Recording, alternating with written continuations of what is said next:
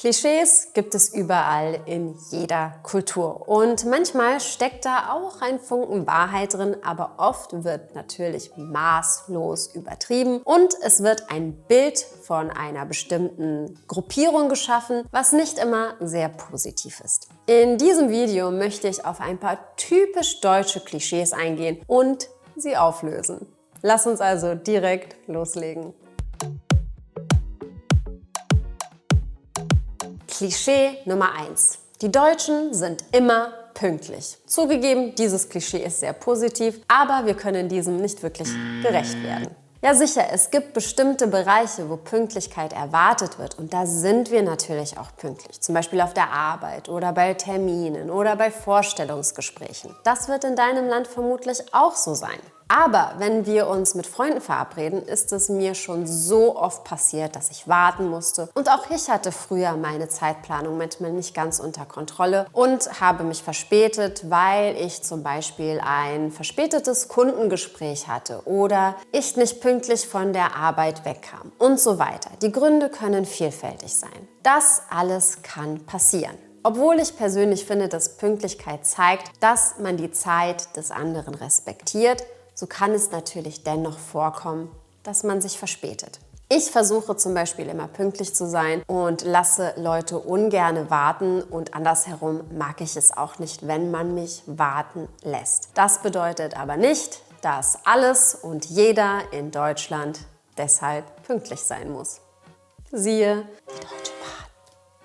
Was ich aber sagen kann, ist, dass es bei uns eine unausgesprochene kollektive Schmerzgrenze beim Warten gibt, wenn man sich verabredet hat. Und das sind 15 Minuten. Alles darüber hinaus kommt nicht so gut an. Wie ist es in deinem Land? Gibt es da auch eine zeitliche Grenze oder sind Verabredungen eher locker gehalten? Lass es mich in den Kommentaren wissen.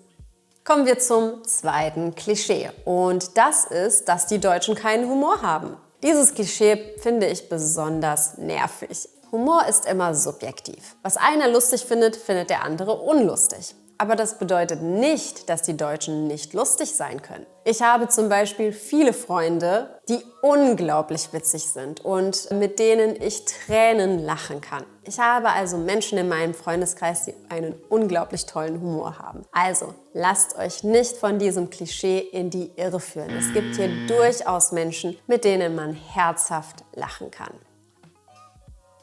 Kommen wir zum nächsten Punkt. Dass alle Deutschen distanziert sind.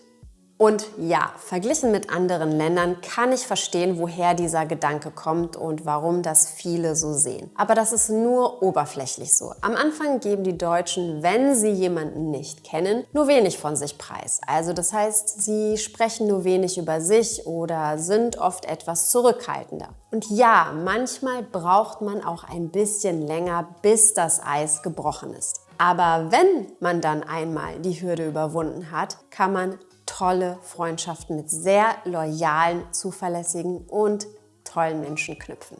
Aber Achtung, du wirst hier keinen Freund oder keine Freundin finden, die nach deinem Mund redet, also die immer das sagt, was du hören möchtest. Du musst dich darauf gefasst machen, dass sie ehrlich zu dir sein werden und dir auch mal sagen werden, dass du etwas falsch gemacht hast.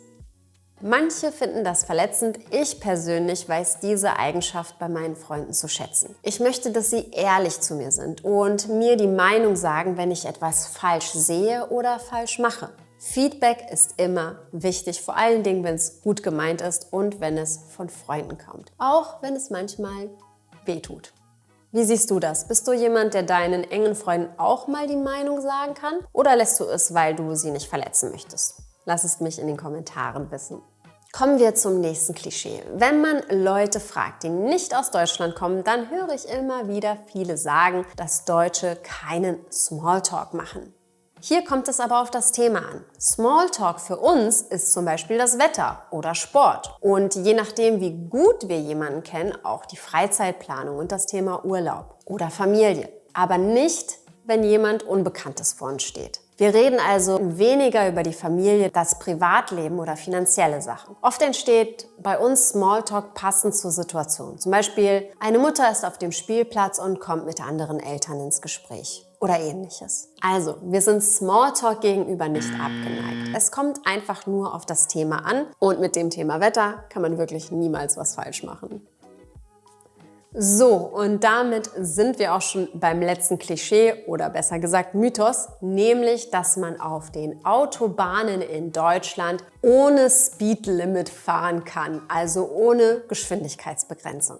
Ich kann dir aber eins sagen, selbst wenn es kilometerweite Abschnitte geben würde, bei denen es keine Geschwindigkeitsbegrenzung, Tempolimit, geben würde, würden die vielen Baustellen dafür sorgen, dass man das nicht ausnutzen kann. Es stimmt zwar, dass es für bestimmte Strecken möglich ist, so schnell zu fahren, wie man möchte oder so schnell, wie das Auto eben fahren kann, aber das betrifft nicht das komplette deutsche Autobahnsystem, wie es immer dargestellt wird. Hier noch ein kleiner Fun-Fact. Auf der A24 von Hamburg nach Berlin befindet sich eine 150 Kilometer lange Strecke ohne Tempolimit. Da kann man dann Gas geben, sofern keine Baustelle den Fahrspaß verhindert. Aber wie gesagt, das betrifft lediglich Autobahnabschnitte und nicht das komplette deutsche Autobahnsystem. Ich hoffe sehr, dass ich ein paar typisch deutsche Klischees widerlegen konnte. Das Ganze natürlich immer mit einem kleinen Augenzwinkern. Danke dir, dass du bis zum Schluss geschaut hast und wenn dir dieses Video gefallen hat, dann like es doch bitte, abonniere meinen Kanal und aktiviere auch die Benachrichtigungen, damit du keins meiner Videos verpasst. Bis zum nächsten Mal.